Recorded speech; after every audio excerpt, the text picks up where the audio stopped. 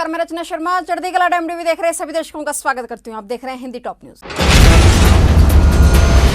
Quad सम्मेलन में हिस्सा लेने वाले 4 बड़े वैश्विक नेताओं ने पहली बार एक संयुक्त लेख लिखा है। प्रधानमंत्री नरेंद्र मोदी, अमेरिकी राष्ट्रपति जो बाइडेन, ऑस्ट्रेलियाई प्रधानमंत्री स्कॉट मॉरिसन और जापान के प्रधानमंत्री योशिहिदे सुगा ने संयुक्त लेख के जरिए चीन को कड़ा संदेश दिया है। चारों वैश्विक नेताओं ने हिंद प्रशांत क्षेत्र को स्वतंत्र व खुला रखने और सुरक्षित, स्थिर, समृद्ध बनाए रखने के लिए पहले से कहीं अधिक साथ मिलकर निकटता से काम करने की बात कही है। इस संयुक्त लेख को रविवार को वॉशिंगटन पोस्ट ने प्रकाशित किया है।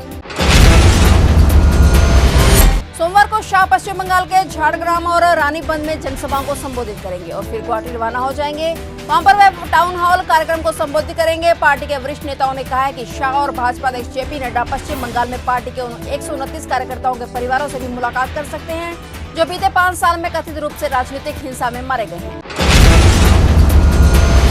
शिया वक्फ बोर्ड के पूर्व चेयरमैन वसीम रिजवी ने कुरान में 26 आयतें हटाने के लिए कोर्ट का दरवाजा खटखटाया है और इसके विरोध में मुस्लिम संगठन खुलकर सामने आ गए हैं। मुस्लिम समुदाय में वसीम रिजवी के खिलाफ जबरदस्त आक्रोश देखने को मिल रहा है। इतना ही नहीं, वसीम रिजवी के सिर को कलम कर देने के लिए 11 लाख रुपए का इनाम देने का भी उन्होंने ऐलान किया है। तो वहीं लखनऊ में शिया सुन्नी उलेमाओं ने संयुक्त प्रेस कॉन्फ्रेंस कर वसीम रिजवी की निंदा करते हुए उन्हें इस्लाम से खारिज करने का फतवा जारी कर दिया है।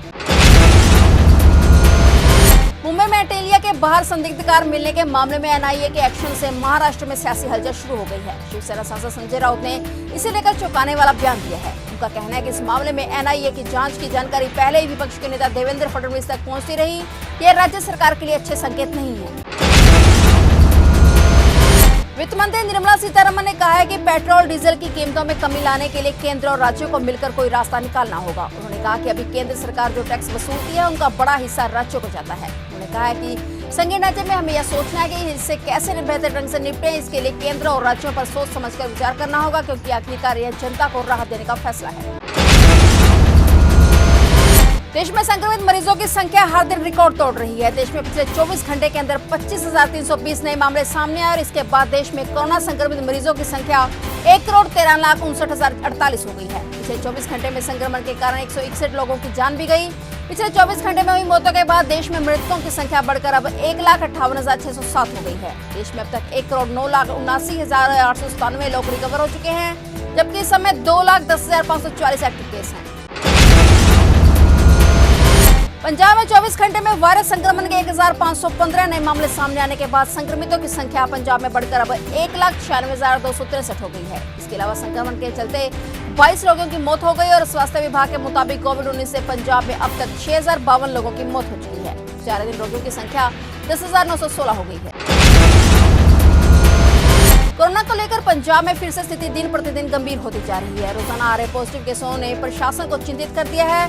मिली जानकारी के अनुसार अब इसकी चपेट में आने से पुलिस विभाग में तैनात डीएसपी की भी मौत हो गई है। जानकारी के मुताबिक शाहकोट में तैनात पुलिस अधिकारी डीएसपी वीरेंद्रपाल सिंह का सुबह निधन हो गया है। वे कई दिनों से कोरोना से पीड़ित थे, जिसके चलते आज उनकी मौत हो गई। फिलहाल गोडसे यात्रा नहीं निकलेगी। ग्वालियर के बाद अब दिल्ली पुलिस ने भी गोडसे यात्रा के लिए अनुमति नहीं दी है। दिल्ली पुलिस का तर्क है कि यात्रा से लॉ एंड ऑर्डर की स्थिति बिगड़ सकती है। यात्रा की अनुमति नहीं मिलने से हिंदू महासभा आक्रोशित है। इसके राष्ट्रीय उपाध्यक्ष जयवीर भारद्वाज का कहना है कि बीजेपी और कांग्रेस की मिलीभगत है। वो नहीं चाहते थे कि ये यात्रा निकले। गोडसे यात्रा को लेकर हिंदू महासभा कोर्ट जाएगी। अखिल भारतीय हिंदू महासभा द्वारा 14 मार्च को गोडसे यात्रा ग्वालियर से दिल्ली के लिए निकाले जाने वाली थी। इन दिनों देश के कई हिस्सों में वेस्टर्न डिस्टर्बेंस एक्टिविटी है, जिसकी वजह से कई राज्यों के मौसम का मिजाज बदल रहा है। वेस्टर्न डिस्टर्बेंस यानी पश्चिमी विक्षोभ के कारण पहाड़ी इलाकों में बर्फ गिर रही है और मौसम विभाग के अनुसार पंजाब, हरियाणा, दिल्ली, मध्य प्रदेश, पश्चिमी उत्तर प्रदेश और राजस्थान के तापमान में वेस्टर्न डिस्टर्बेंस की वजह से उतार चढ़ाव देखने को मिल रहा है। और अपडेट्स लेकर फिर से हाजिर होंगे, क्योंकि समाचारों का सिलसिला यहाँ कभी नहीं थमता।